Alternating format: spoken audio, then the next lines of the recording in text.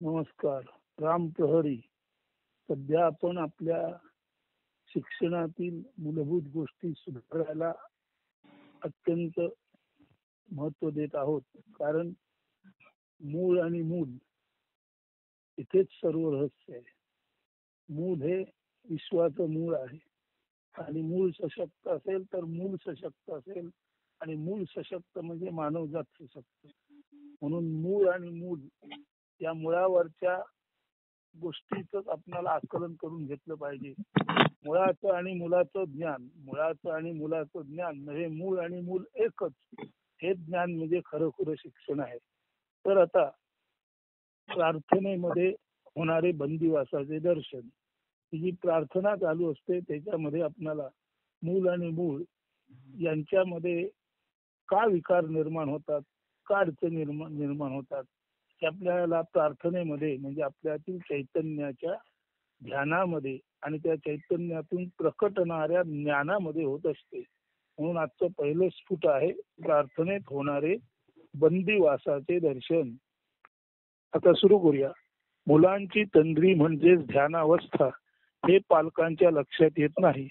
तंद्रीमध्ये असताना बालके असे काही अनुभवत असतात की ज्यामुळे जगाचे, निसर्गाचे, माणसांचे चालणारे व्यवहार, नित्य क्रिया प्रतिक्रिया यांचा ताळमेळ ती आतल्या आत म्हणजे अंतःकरणात घेत असतात.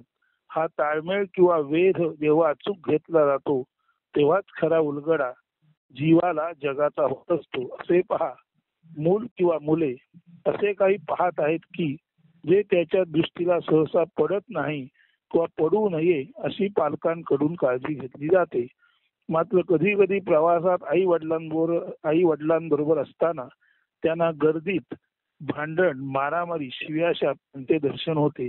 रोगग्रस्त भिकारी, मुके, बहिरे जे याचना करीत आहेत व 4 पैशांसाठी हात पसरीत आहेत. काही गोडधोड इतरांकडून खायला मिळाले तर त्यासाठी आशाभूतपणे त्यांच्याकडे पाहत आहेत.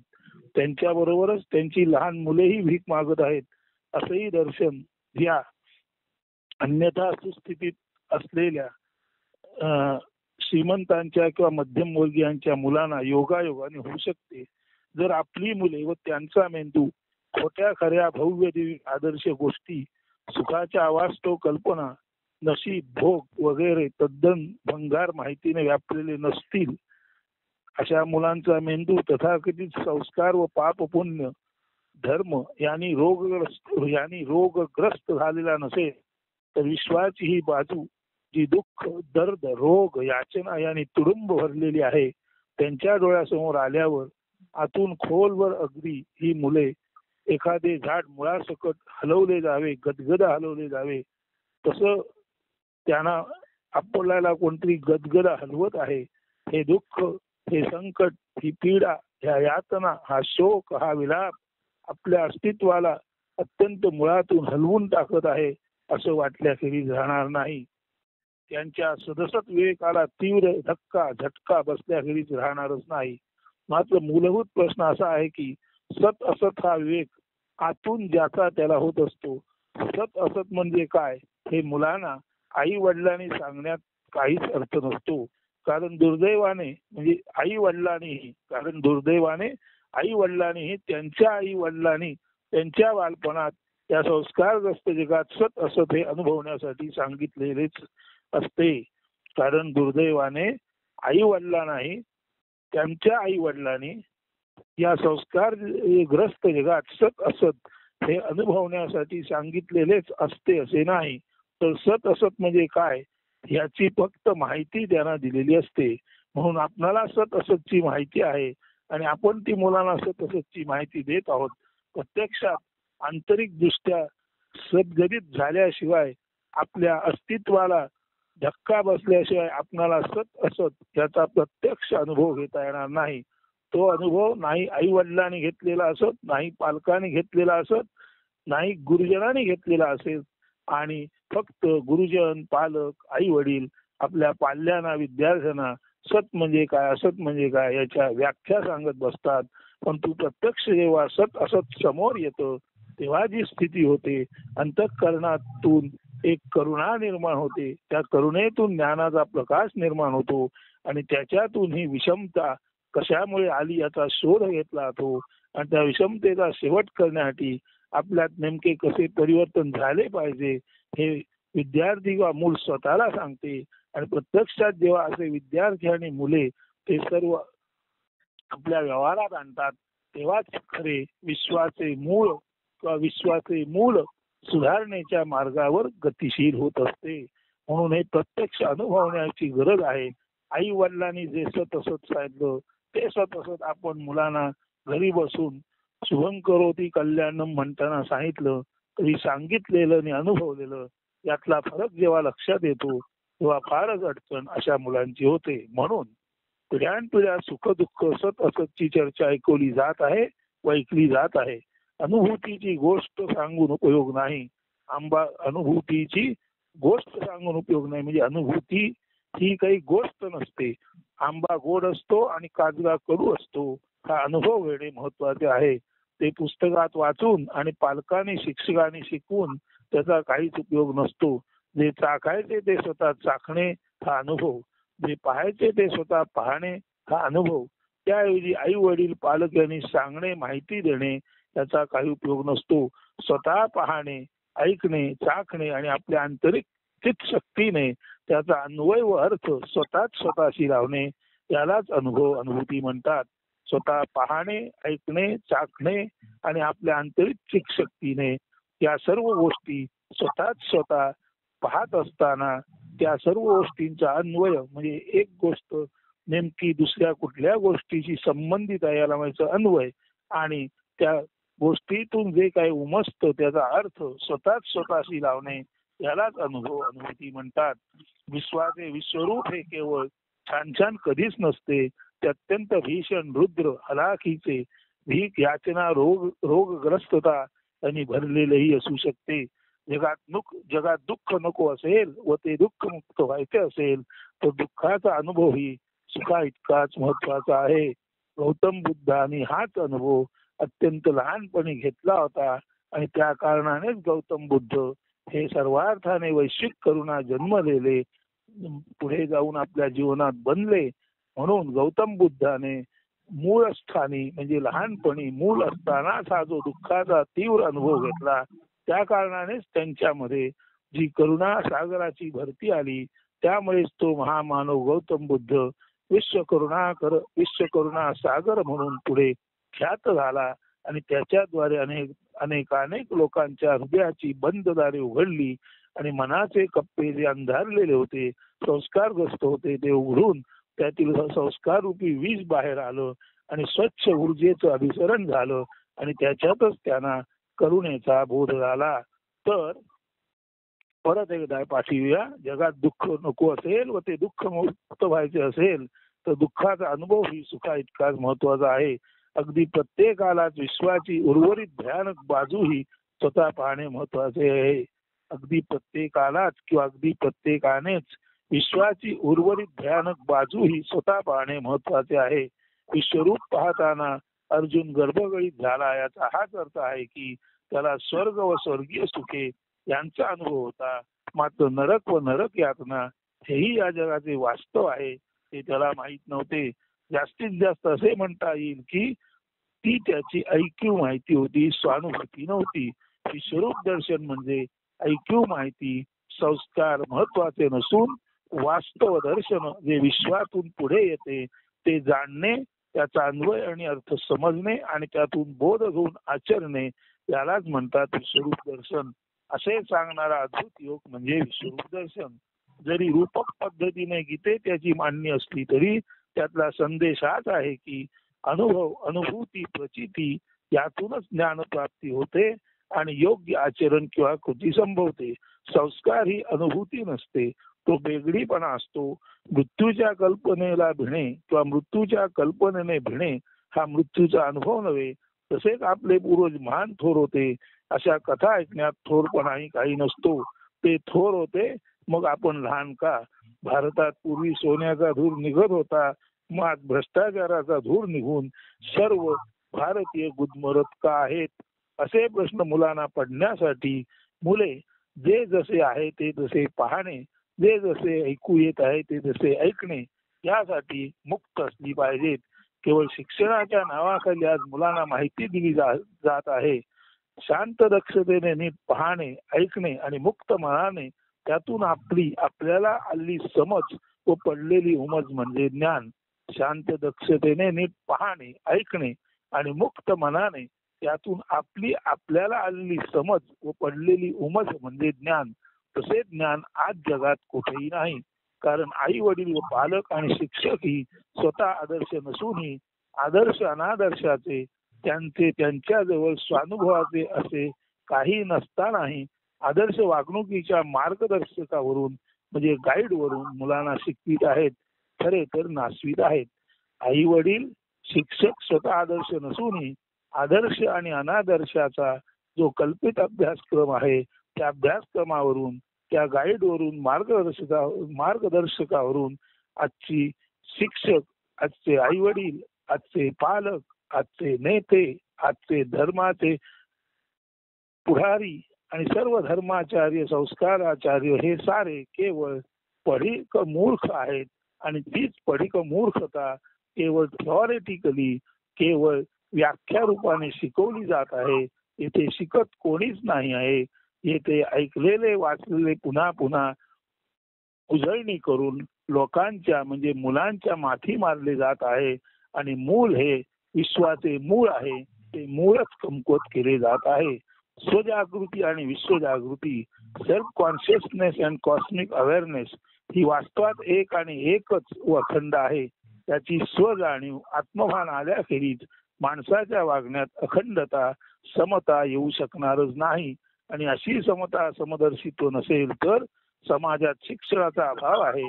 आणि शिक्षण नावाखाली केवळ माहिती देणाऱ्या संस्था व यंत्रे, आई वडील, पालक, शिक्षक, शाळा, प्रशाला, महाविद्यालय, विद्यापीठे, धर्मपीठे वगैरे वगैरे यांचीच गर्दी झाली आहे असे निश्चित समजावे. ही गर्दी आहे गार्जियनची, ही गर्दी आहे गार्जियनची ज्यांनी मुलांचा, बालकांचा आणि खऱ्या अर्थाने समाजाच्या मुळाचाच नाश करून त्यांना व्यभिचारी बनवले आहे. हा आहे शैक्षणिक व्यभिचार किंवा एज्युकेशनल अडल्ट्री, ज्यामुळे बालके निरागस न राहता संस्कारित म्हणजे व्यभिचारी झाली आहेत.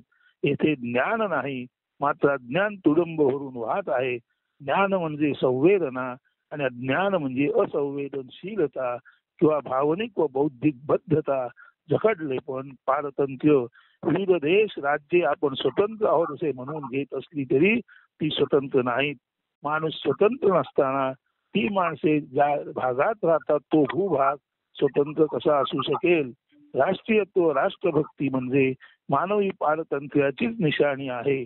प्रार्थना हाही असा एक अनुभव आहे की ज्यामध्ये आपणाला आपल्या बंदिवासाचे दर्शन होते. म्हणून प्रार्थनेमध्ये होणारे बंदिवासाचे दर्शन हे पहिले स्फुट झाले. आता दुसरे स्फुट. प्रार्थना हेच संवितचे जागरण, प्रार्थना हेच शुद्ध ज्ञानाचे जागरण किंवा शुद्ध ज्ञानाची जागृती किंवा शुद्ध ज्ञानाचे पुन्हा पुन्हा केलेले भजन. प्रार्थना हेच संवितचे जागरण. हे लिहित असताना श्री स्वामी स्वरूपानंद यांची जयंती होती. 15/12/2011 हे स्फुट आलेले आहे. तर प्रार्थना हेच संवितचे जागरण हे दुसरं स्फुट आहे का? मुलांना तंद्रीत ध्यानाचाच अनुभव येत असतो.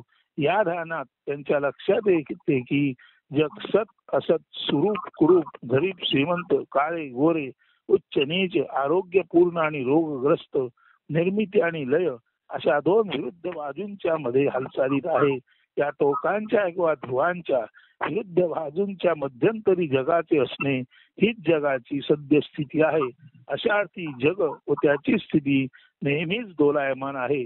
दोलायमान स्थिती याचा अर्थ जगाचे दृश्य रूप सतत बदलात विकारात असणे. असे सतत विकारी बदलात पालटात असते त्यालाच अनित्य, अशाश्वत, मिथ्या, भ्रामक असे म्हणतात. म्हणजेच तंद्रीत असताना, ध्यानात असताना ज्ञान होते ते भ्रमाचे.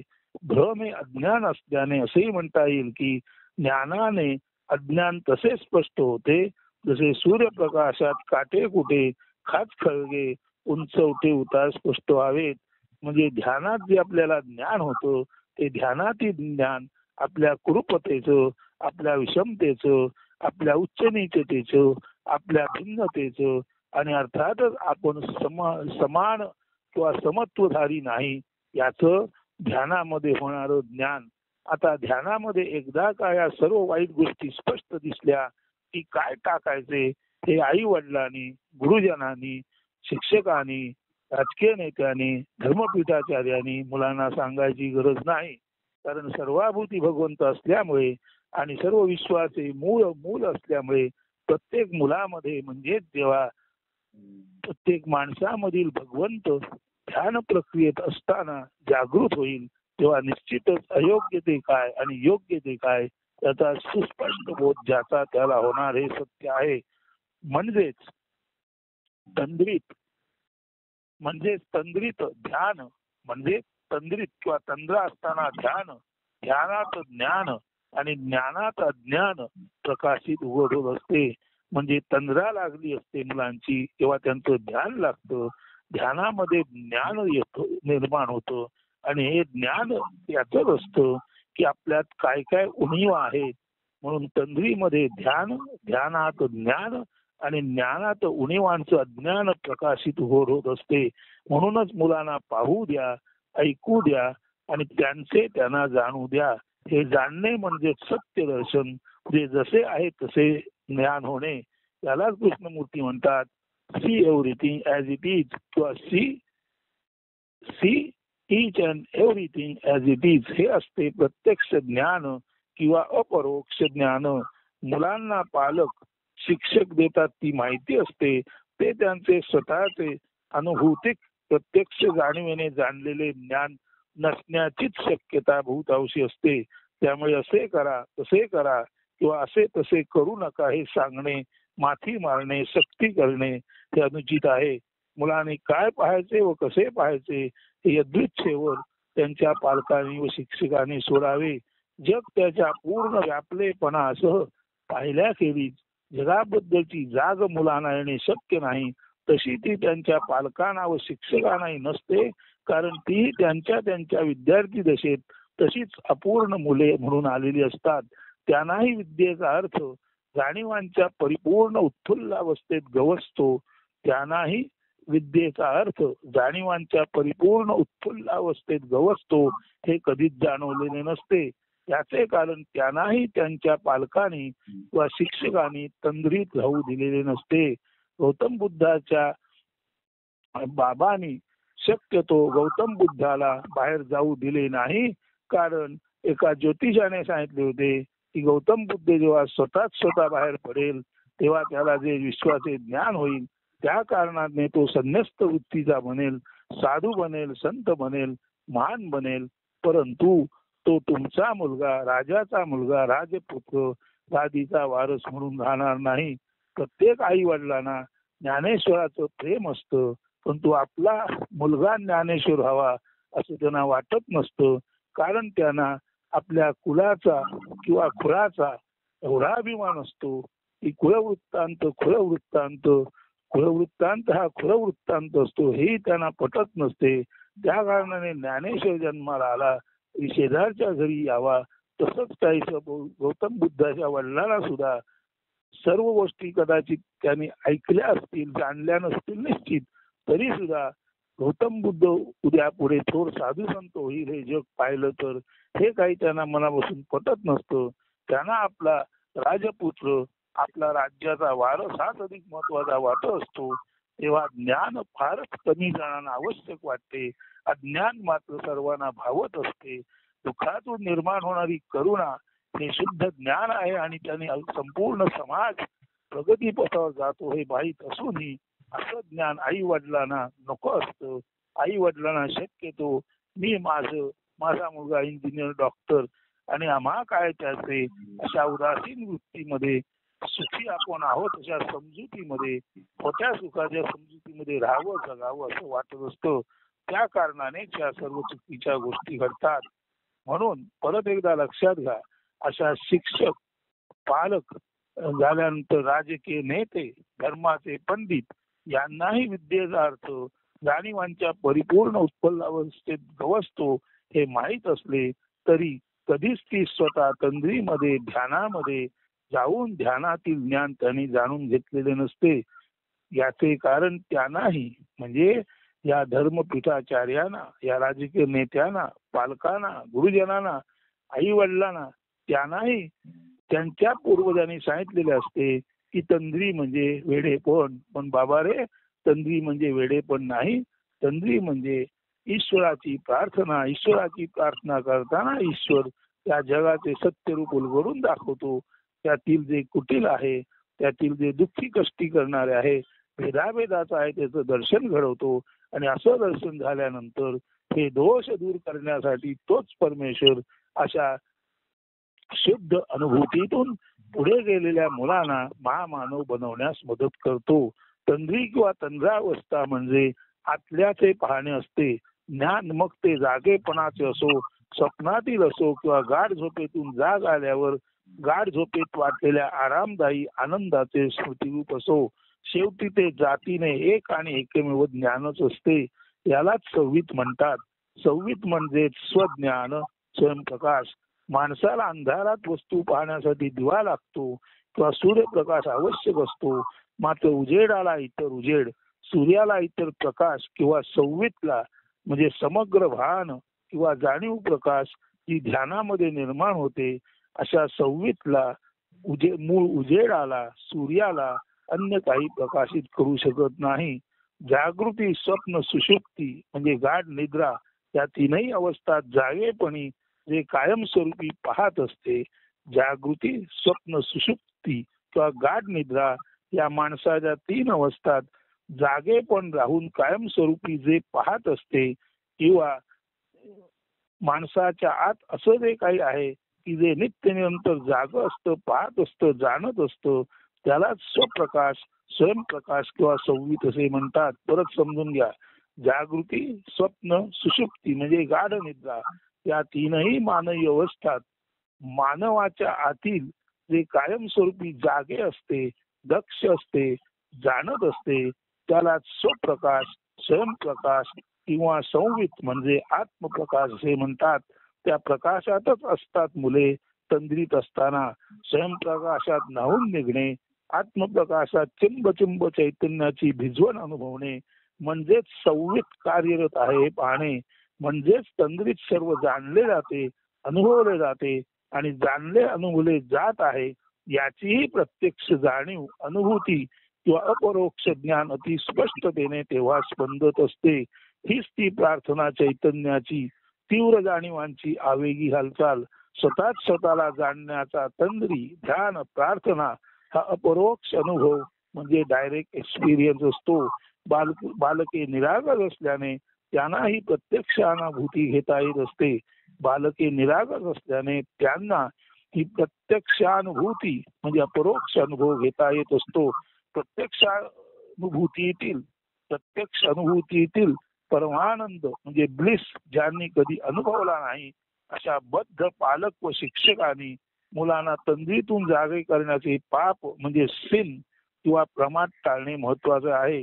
आजकाल सर्वत्र हा प्रमाद जोर धरताना दिसतो. फुलांना उमलू दिले जात नाही आणि मुलांना खेळू दिले जात नाही. तंद्रीत राहून प्रत्यक्षानुभूती, संवित कृपा म्हणजे blessings of the original wisdom सहज लाभत असतानाही तिचा लाभ घेऊ दिला जात नाही. महत्वाकांक्षा हा रोग आहे. समाजात महत्वपूर्ण बनण्याच्या रोगाने रोगग्रस्त झालेले पालक, शिक्षक व आई वडील मुलांच्या फुलबागा उद्ध्वस्त करीत आहेत.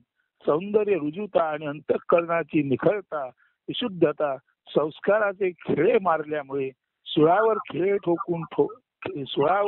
खिळे मारून ठोकलेल्या, लटकवलेल्या येशूसारखी कणत आहे, विवळत आहे. परत ऐका. महत्वाकांक्षा हा रोग आहे. समाजात महत्वपूर्ण बनण्याच्या रोगाने रोगग्रस्त झालेले पालक, शिक्षक व आई वडील मुलांच्या फुलबागा उद्ध्वस्त करीत आहेत. सौंदर्य, रुजुता आणि अंतःकरणाची निखळता, करुणा, विशुद्धता संस्काराचे खिळे मारल्यामुळे सुळावर खिळे मारून ठोकलेल्या, लटकवलेल्या येशूसारखी कणत आहे, विवळत आहे. मुलांना प्राप्त होणारी तंद्री म्हणजे ध्यान, प्रार्थना, अपरोक्ष ज्ञान त्यांची सोनेरी पहाट आहे. मुलांची पहाट नष्ट करू नका, त्यांचे पाहणे त्यांचेच राहू द्या. आई बाबा पालक धर्माचार्य त्यांनी आपले विद्रूप फसे व क्रूर हल्ले आपल्याच निरागस बालकांवर उमटवून त्यांना नासू नये. Save the children from adultery and let them develop into maturity with their own self light.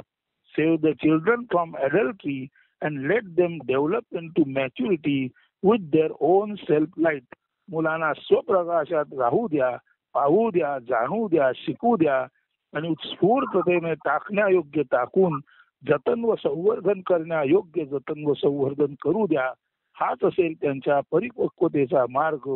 हा मार्ग आहे संवितचा, चैतन्याचा, आत्मभानाचा. म्हणून महत्वाकांक्षा म्हणजे महत्व मिळवण्याची आकांक्षा रोग आहे, परंतु महत्वाकांक्षा म्हणजे आकांक्षाच महत्वपूर्ण असणे. महत्वाकांक्षा म्हणजे तंद्रीतून, ध्यानातून, प्रार्थनेतून प्राप्त होणारे आत्मभान हा मात्र महत्वाकांक्षाचा खराखुरा अर्थ आहे. आणि महत्वाकांक्षाचा खराखुरा अर्थ म्हणजे स्काय इज द लिमिट. मुले आणि मुळे, समाजातील मुले म्हणजेच समाजाची मुळे इतकी घट्ट, इतकी सुदृढ, इतकी निरागस आणि इतकी ज्ञान संपन्न व्हावीत की स्काय इज द लिमिट. की ज्ञान मार्गावर जाताना प्रत्येक जण अहमहमिकेने म्हणजे इतरांशी स्पर्धा करून नव्हे, तर काल जिथे मी होतो त्याच्यापेक्षा आज मी पुढे आहे.